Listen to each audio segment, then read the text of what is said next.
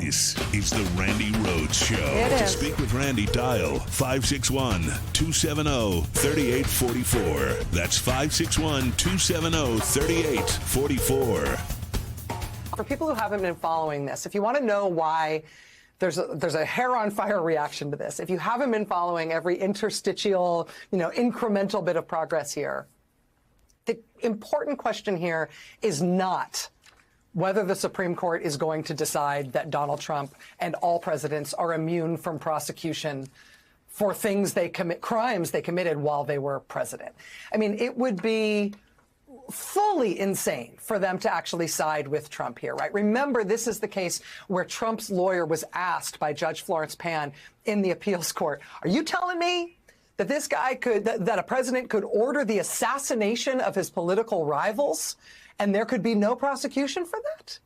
That would be okay? We'd have to let that go? Not only for the duration of his presidency, but for the duration of his life? That would be okay? And Trump's lawyers are basically like, yeah. So the idea that they're going to side with him on immunity is unthinkable and also beside the point. The conclusion that we can arrive at now based on what they have done without having to wait for the ruling is that they are ensuring that Trump will not face trial. And when they inevitably rule that presidents aren't immune from prosecution after they leave office, what that will tell Donald Trump, if by then he is president, is that he can never leave the office of the presidency. Right. And if he is voted out in 2028, he cannot leave office, and he is willing to he is welcome to commit any crimes he wants to, as long as he is still president, in order to ignore the result of that election and stay in power for life, because otherwise he is going to go to prison when he gets out. Who believes that? Who believes that? $30 million they pay her for Mondays. Where do you get that deal? I'm saying to you right now, hey, if you support our show, please do give today, because my landlord just raised the rent, and I'm not sure that we can meet the new demand. $30 million to say, oh, they're going to make him president for the duration of his life. Stop it. That doesn't mean I don't think he will try to do that anyway. Who? Trump, if he gets How elected. does Trump try to do that? All he's looking for is a delay so he can, be out in these rallies threatening to round people up if he's president in massive deportation. I mean, he was down at the border today saying exactly that. And there was a guy wearing military gear. I don't even know who the hell that was. I have to look at it tonight. Standing there, like with his arms crossed, in a military uniform, in front of a past president who's threatening to deport people in massive roundups. It was very sick. It was very sad. And I have to tell you, the people of Eagle Pass, there's dueling border visits today. Don't ask.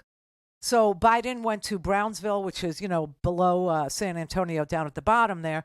And Donald Trump went to Eagle Pass, which is, closer to El Paso.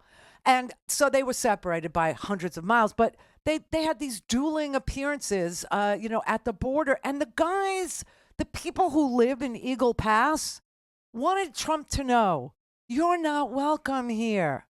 Stop with your militarizing of our town.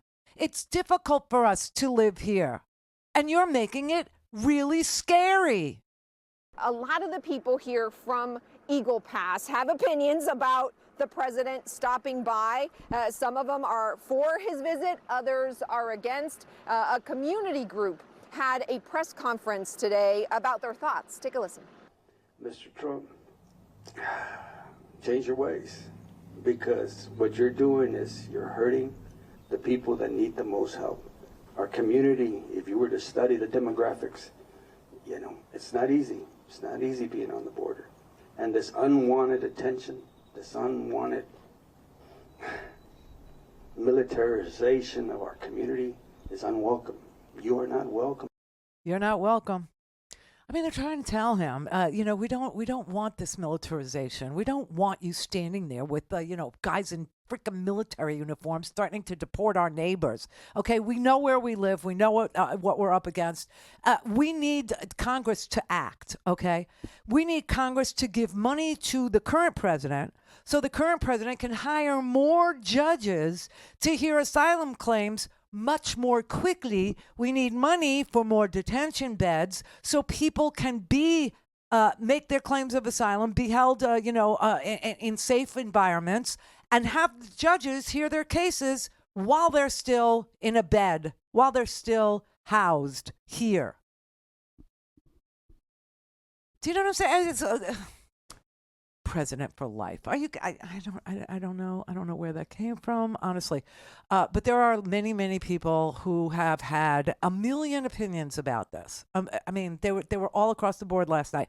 Everything from, hey, listen, there could be further delays, right? It's just just because the Supreme Court's delaying it and giving a lovely gift to Donald Trump with the gift of delay, which is what Donald Trump does. See, Donald Trump never argues the merits of his cases. He never argues. He never defends himself against the facts that are presented in order to have him indicted or stand trial or jury trial.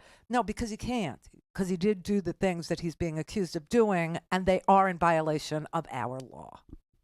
So he doesn't do that. He uses our system against us. And our system allows for a lot of delay. And this is just one more piled on top of all the others, right? And so there is this chance that it will not be heard before the election. There is that. And that is why it matters that everybody votes so that no matter what they find, Donald Trump isn't the president. And they become moot, whatever they find. And that opinion I did hear, but I only heard it from one person. But I didn't hear anybody say, and that's why I don't know if I'm right. I honestly don't. I have no idea because I didn't hear any of the legal experts. I didn't hear Ellie Mistel. I didn't hear Judge Ludwig, who was, Fourth Circuit Court of Appeals, most conservative court. I know because I had a live case, and the Court of Appeals where the person that was suing me appealed to was the Fourth Circuit Court. And my lawyer said, oh, my God. And I was being sued by a defense contractor, no less. Oh, my God, this is Northern Virginia, and this is the Fourth Circuit Court. And you know what, Judge Ludwig actually, he sat on the Fourth Circuit Court of Appeals as an appeals court justice. You know why he quit? He resigned. He was there from, I think, 91. You can look it up. 91 to 2006, I want to say. Long time. But he resigned his seat so he could go be general counsel for Boeing. That's how predisposed they are to fine for defense contractors. And I had a case, and the defense contractor appealed it to his court. And he's saying, hey, listen, I don't think the court's going to rule before the election. I just don't. It's unimaginable to me that the Supreme Court will decide this case before the last day of the term, which typically is around July 1st. If that's true, then it's equally unimaginable to me that the former president will be tried before the election in November. Okay, and so that's Judge Ludwig weighing in on what he thinks is going to happen. And so if Donald Trump isn't tried before November, we have to try him. We do. And we still matter. And you know what? In this weird-ass way, I would love to see him handcuffed. I would love to see him frog-marched out of a court after being found guilty for crimes against our country, because he did commit them. And he committed them on tape, and he commits them every time he opens his mouth. Every time. And he still lies about who won that election, and he still instills fear and trepidation into every American in this country who suspects that it will be nothing but chaos if he ever should become president again. And so I would love to see him face the bar of justice. But, if six people, and in this weird way, this is the minority rule, right? If six people have the ultimate say about whether he gets off or not, and they do it after the election, then at least we would have had a chance to vote too and be part of the majority that speaks in this country and not be ruled over by 6 people. I think that would be disappointing. I think that would be a kick in the groin or the gut, depending on how you identify. And I don't think it's the right thing.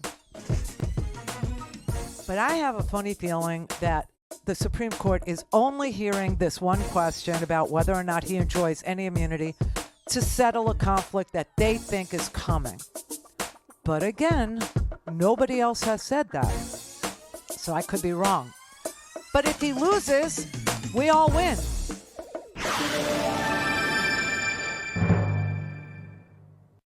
Clear. Don't have time to listen to the live show? Want to hear more on your schedule? Go to randyrhodes.com and buy a stinking podcast.